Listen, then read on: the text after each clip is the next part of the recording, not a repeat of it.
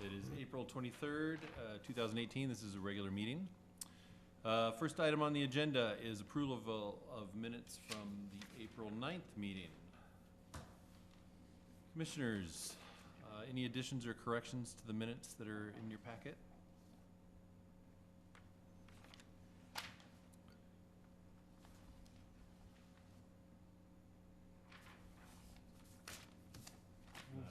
Move to accept the minutes from the April 9th meeting. All right, so we have a motion to approve. Do I have a second? Second it? Second. All those in favor say aye. Aye. Aye.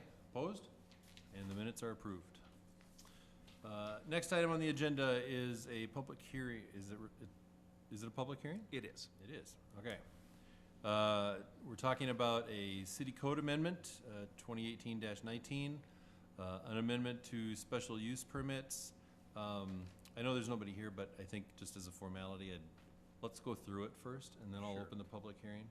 So in case anybody in the audience has a comment, they can understand it with us. Okay, sounds good. I'll give a summary of what we're asking for tonight. So tonight is a city code amendment, is a public hearing.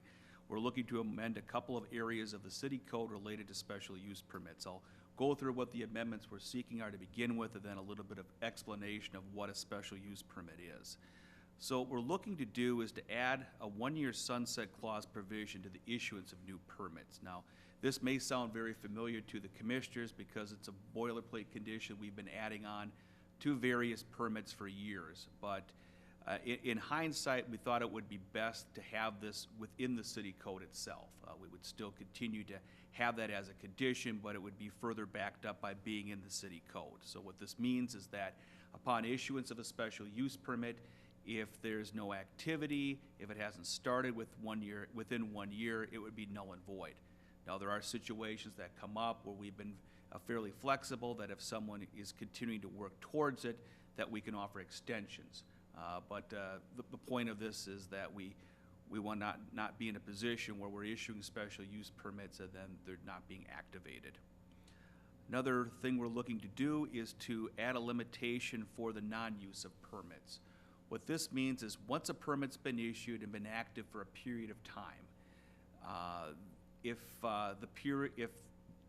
the permit could, at one point does not become active or is not acted upon for a period of a year, say for example, we issue a permit for an auto body shop. The auto body shop opens, operates for 10 years, ceases operation for more than a year, and then that permit would be null and void at that point.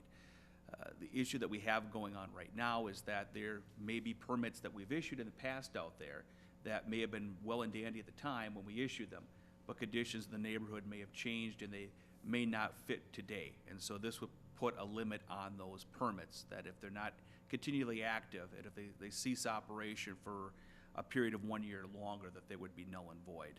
And then we're going to add a requirement to the special use permits that would record them on the property with Dakota County. This is something that we've been doing by practice off and on over the years, but just to make it clear, this is something, and it's helpful for both the recipient of the permit as well as the city to track these items. So when we look at a special use permit, what are we looking at? A special use permit within the zoning code, the zoning map is divided into different districts. Each district has what's termed permitted uses and special uses. A permitted use is permitted outright. There's no special approvals necessary by the Planning Commission or City Council. And then there's also uses that are termed special use permits. With a special use and a special use permit, this is something that we would have public notification, review by the Planning Commission and City Council, and the purpose of a special use permit is these types of uses may fit within a neighborhood, but there may be certain conditions that we want to add to ensure compatibility. So it gives us the opportunity to take a closer look at that and get some neighborhood input on the issuance of those permits. One other odd thing about the code is we have something called the Board of Adjustment and Appeals. You may note that within the amendment itself, we're amending the zoning code, which is something we work with regularly, as well as this Chapter 30, which goes through this thing called the Board of Adjustment and Appeals. That Board of Adjustment and Appeals is a role that is enumerated by the state to different cities. Many cities like Hastings delegate that authority, review authority to the planning commission, and ultimate approval authority to the council themselves. So when we act upon special use permits and variances, we're technically taking on the role of the Board of Adjustment and Appeals and not the planning commission or city council. So that's what we have before us today, and this is a public hearing. You could open it up at this time, or I can stand for any questions. Thanks. Thank you. Yeah, I will open the public hearing now. See if there's anybody rushing in. Nope, okay. Hearing no comments, I'm gonna close the public hearing. Commissioners, questions, comments? Mr. Chair, Commissioner Johnson? the extension, you mentioned extension of the sunset clause, for example, is that happens internally to the city staff, or who issues an extension? The extension will be issued by the council. So that would have to come back. too. Right. If someone doesn't make the 1-year sunset, it's gotta come back in front of the council. Correct. All right. Secondly, then, the second bullet, talking about null and void if permits, well, in limitation is, so, you gave the auto body example, for an example. Is there anything currently that this would affect? I don't know if this will be effective for any existing permits that are out here. It's intended to be effective for new permits issued from now Correct. on. Correct. But in essence, without this kind of verbiage, once a SUP is issued, it's good, regardless of whether it's being utilized or not, right? I mean, the company goes belly up or leaves town or whatever, does that SUP stay with the parcel? Yeah, I believe that's correct. If there's no delimiter on the permit and somebody comes in years later and operates within the realm of what the permit originally states, they could still do that. Right. So you know of no parcels then where this will actually trigger? Say that again? You don't know of any parcels then where this would actually trigger the I guess, denial of a special use permit? As far as a denial of it, I mean, we've had permits that have come forward before that we've had the question Yeah. as to whether it's still active or not, and our response has been, yeah, it still is, unless we can find some sort of sunset clause or delimiter on it. Right. You mean right. an existing one? I'm wondering about some existing parcels. Does this actually gonna affect Is some this existing parcels? intended to be retroactive at all? This is not intended to be retroactive. Oh, it's not intended to be retroactive? Correct. Chair. Commissioner Harvey? So if there were properties then in the city that had a old special use permit that somebody dug out of their garage, you know, or whatever, that the city lost record of, say, 40 years ago or something, and this were to come up, would they then be denied to operate that way under this new amendment, or are we not covering that really? Yeah, in those situations, I don't think that this amendment would be effective towards it Okay. because it was not part of the original conditions established on the permit. So there is a grandfathering almost that's occurring before this amendment? I believe so, yes. Okay. And the city council's not aware of any properties that this is directly affecting right now? No, I mean, we don't have any out there that, I mean, there's permits that have been issued that are still active. They have been inactive for a period of time that could come back theoretically, but this is to take care of permits issued going forward. Okay.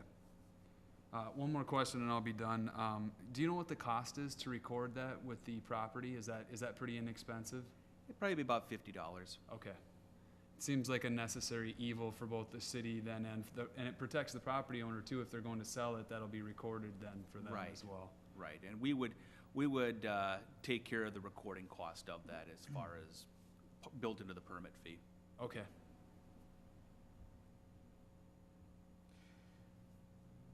Kind of related to that, if I might jump in. And so hypothetically then, you have to pay to have it memorialized or a property owner. So now if it goes, you know, however, if it times out, does that recording, the memorialization with the property, then that has to, who pays to change it back? Or Okay. take it off, right? Sure. I had a similar question. How do we know when the operation that requested the SUP ceases? We would be putting conditions on special use permits going forward, which would quote some of the language here, and would set that up, that if it was not active within a period of time, that it would be null and void. So it would avoid the situation which we would have to, I don't think we'd be in a position of checking into these things on an annual basis, but if the question were to come up, is this still active, it would be clear within the recording documents that there'd be this clause say, well, if it has not been activated or not been actively used within a year, it would be null and void, and then there'd be a check at that point.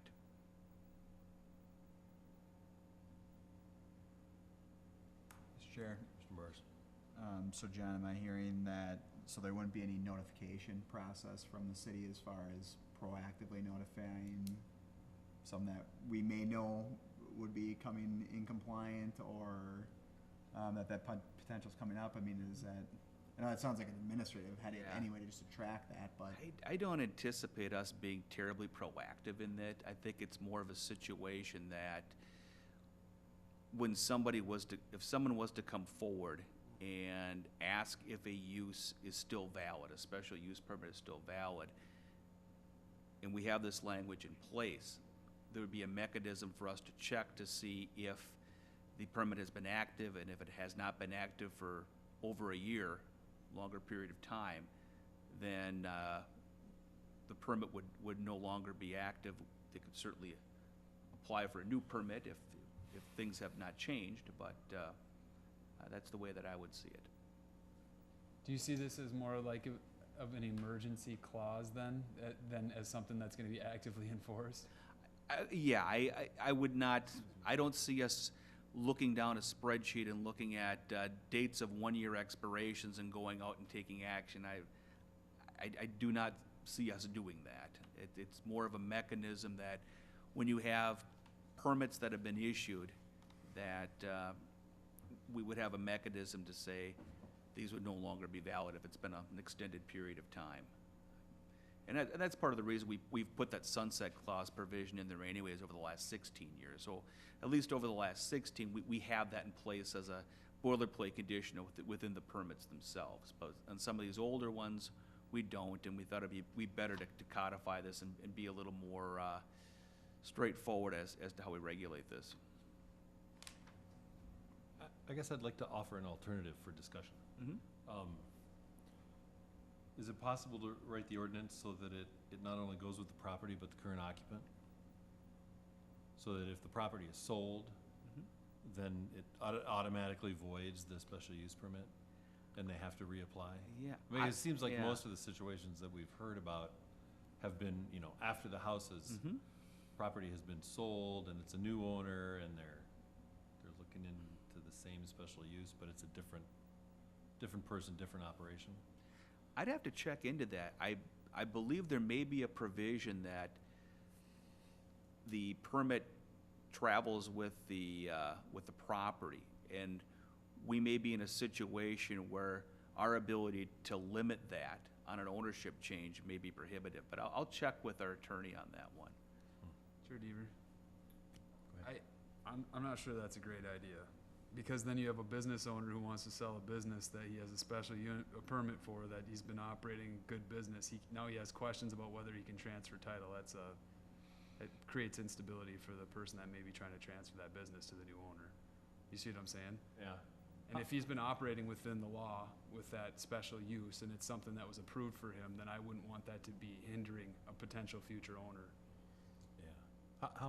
Do we know how many special use permits we have today in the city? Boy, I don't know how many we have altogether now.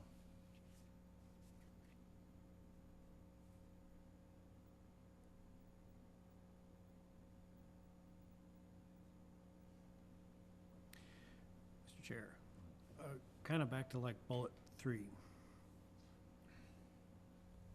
So, a record of what the special use permit and conditions would be attached to the property. And so,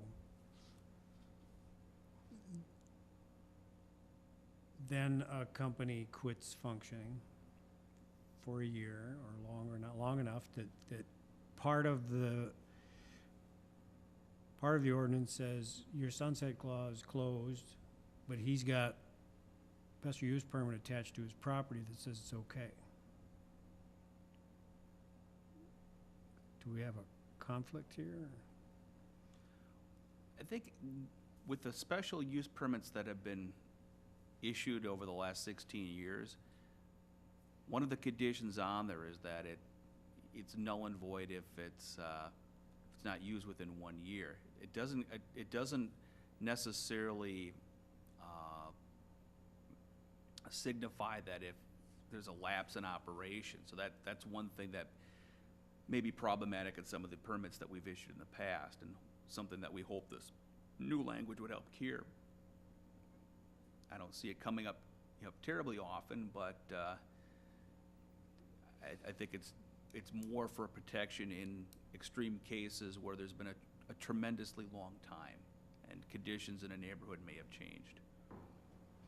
I think what he's trying to say, though, is that you may have a legal issue if you try and rescind a special use permit if it's recorded with the deed. Does your authority override the title to the property if it's recorded? Well, if it's recorded on the property, it's gonna be recorded with certain conditions, and Okay. the conditions that if the conditions are no longer valid or they have ceased to follow the conditions, and one of those being the 1 year of operation, and I think would be consistent with the permit. The permit would lay out that the permit is still good, provided that it's in continuous operation.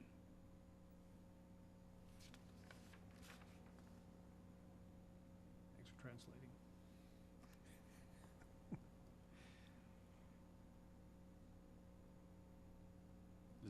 Is there a possibility we could rescind a special use permit because they're just doing something that is no longer compatible with the original argument or reason for getting it? We would have the ability to rescind a special use permit if they're not following the conditions of the permit. If, for reasons outside of that, I think it'd be very difficult. So those conditions we put on special use permits are pretty important then? Correct. That's our out. Right, and I don't recall us rescinding permits because of an inability to perform per the conditions of the permit, but there has been situations over the years in which there's certain items that have not been followed, and we've used that as a mechanism to less of a kind of a stick, I guess you would say, to say, we've had things with auto repair, for example, where vehicles have been outside, and we have a standard condition on there. You cannot have vehicles in disarray on the property. That has to be kept inside. And we've had some owners that have been less apt to follow that, and we've used that as a threat in the past to say, this is something we could do. This is something that is part of your permit.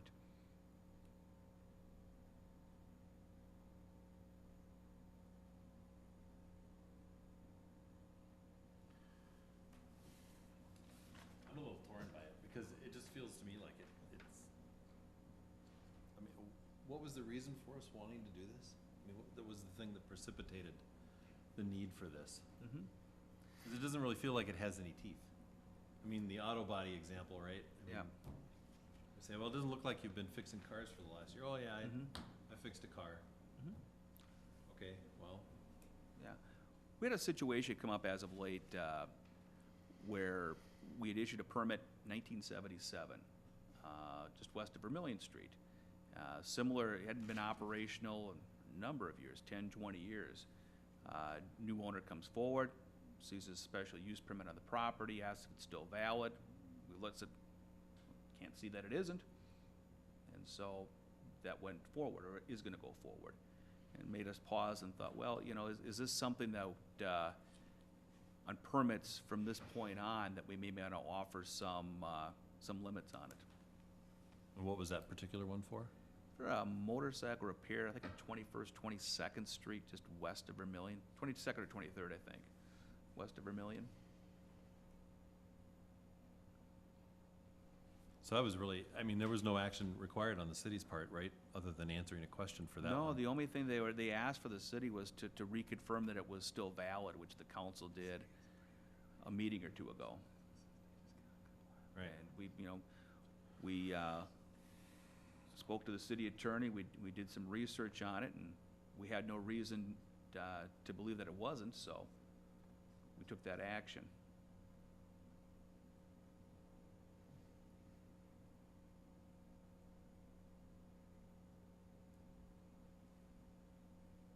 Well, I guess for my part, I would actually like to table this.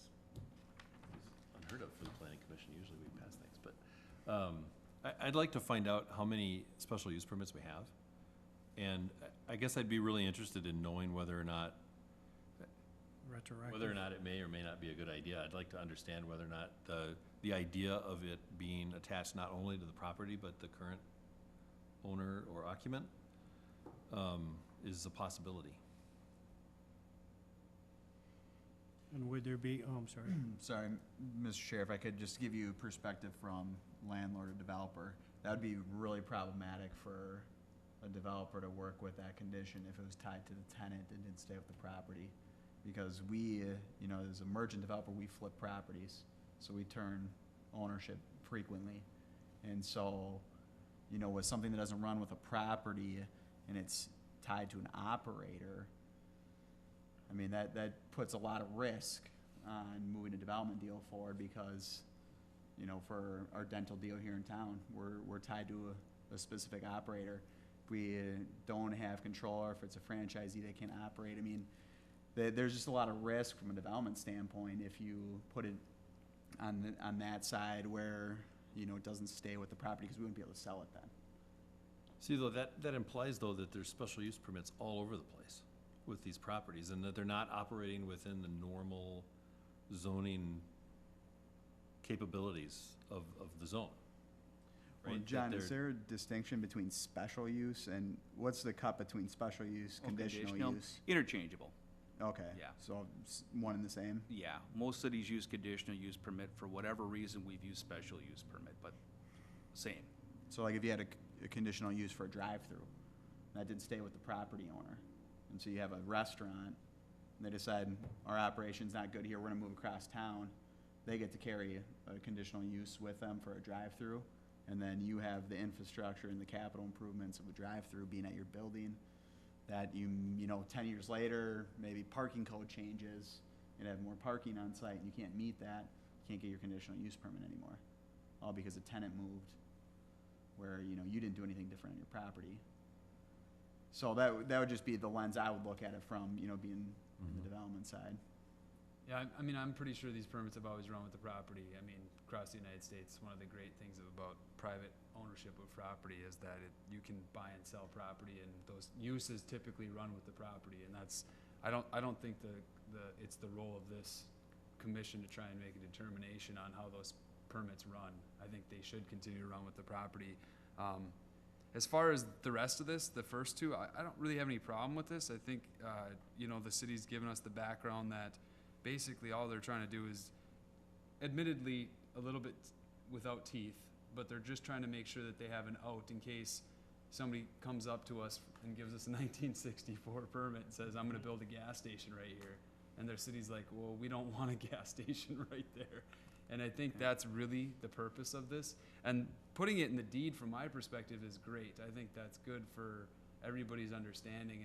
And I think the city, the other thing that John's not really saying here is that the city has worked really well with, business owners and others through the past. And it's not like we have a ton of development in Hastings at this current moment, but they've worked well with them and they don't have any huge issues. I mean, I think Hastings in general, when I look at Hastings compared to northern Minnesota, people take care of their properties, they clean their stuff up, there's not a lot of blight, they follow the rules for the most part. The city can send them a letter and they're gonna take care of it, And so I think kind of going with the spirit that the city of Hastings has working with the people here, that's why there might not be a lot of teeth in their planning, or their enforcement division, but it is important to have a clause in there that kind of gives them an out.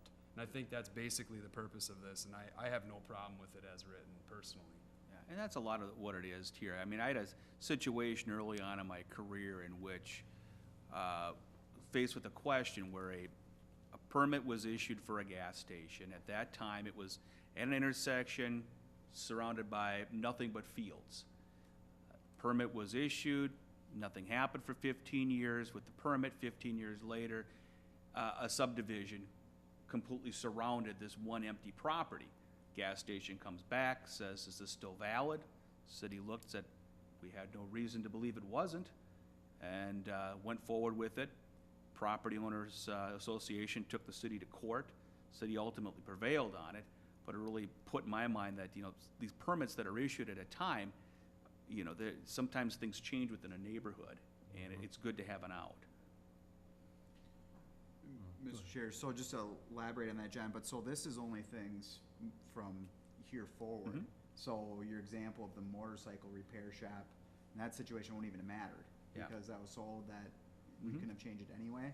So, I mean, do we have the ability to consider modifying this to address properties already with the existing SUPs where we could Yeah. create conditions that would allow us to modify that? I mean, for that example alone, I mean, if all of a sudden you have a neighborhood around Yeah. and it's 20 years old and someone wants to put a motorcycle repair shop, may not fit the neighborhood anymore. Yeah, when you're dealing with things retroactively, I'm not gonna see a can't. I don't know how, I think it's gonna be very difficult if there's a way you can. I'll ask that question more of the attorney on this to see what powers or options we may have, if that's something that we wanna consider. Okay. I think that's a good question.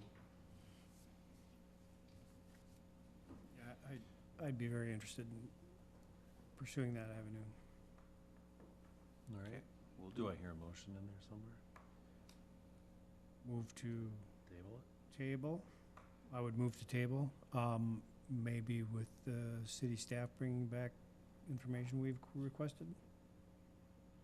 Will do. What I've heard, information that I'll be bringing back, number of special use permits, question of whether we can attach the rights of a special use permit to the tenant and not necessarily the owner, if there's an ownership change, ability to modify that, and then also what sort of powers we may have to limit retroactively permits that have been issued. Would there be any way to determine if there's any? I mean, is there a way to search? So how many old permits? That sounds like a headache to me, but. It shouldn't be too difficult No? on that. We've got a pretty good filing system that we can search, so that Mhm. shouldn't take long. No, I think it'd be very interesting to get a background on how many are out there and what kind of state they're in right now, and, Sure. yeah. So I can't remember my Robert's rules on tabling, but I think we have to go all the way to a vote for that. Correct. So is there a second for the motion that Commissioner Johnson made to table? Second. Have a second, Commissioner Barse. All those in favor of tabling, say aye. Aye. Opposed? And we'll table until next time. Okay, thank you. Thanks. All right, I think that was our only official agenda item. Next up would be other business. Other business, well, I can give an update, some of the council actions we've had since the last meeting. At the council meeting on the 16th, we had the approvals for Wise Funeral Home for their special use permit and site plan for construction of the crematory and the parking lot. We adopted the Vermillion Street corridor plan, so we'll be bringing back more information here to the commission in the future on that one. We had an action on that was scheduled for a hearing that was removed concerning the property at 620 Ramsey Street, the old Thorwood Inn. As you may have heard, there was an action to what's termed appeal an administrative determination. We worked with an individual that was looking to put in a medical treatment, chemical treatment facility there, and asked for a judgment as to the fit within our zoning code. Because it was more commercial related from the standpoint of there'd be staff available there, be running more as a commercial operation than a residential. we made the determination that that would not fit. There was a challenge to that one that any applicant can do to the city council. At 5 o'clock that night, they pulled that appeal. So where it leaves it today is that is null and void, and they're still trying to make a determination as to what they may do with that house in the future. And by they, really more Premier Bank, which is the owner of the property now. The property was returned back to the bank. Whether that involves the person that was looking to do the chemical treatment facility, if they may modify that in some way and come back, that may be a possibility, or whether it's a different use altogether. So we're more in a wait and see on that one. All right. Commissioners, any other news or business? Entertain a motion to adjourn. So moved. All right. All those in favor say aye. I We're adjourned. Thank you. Thanks.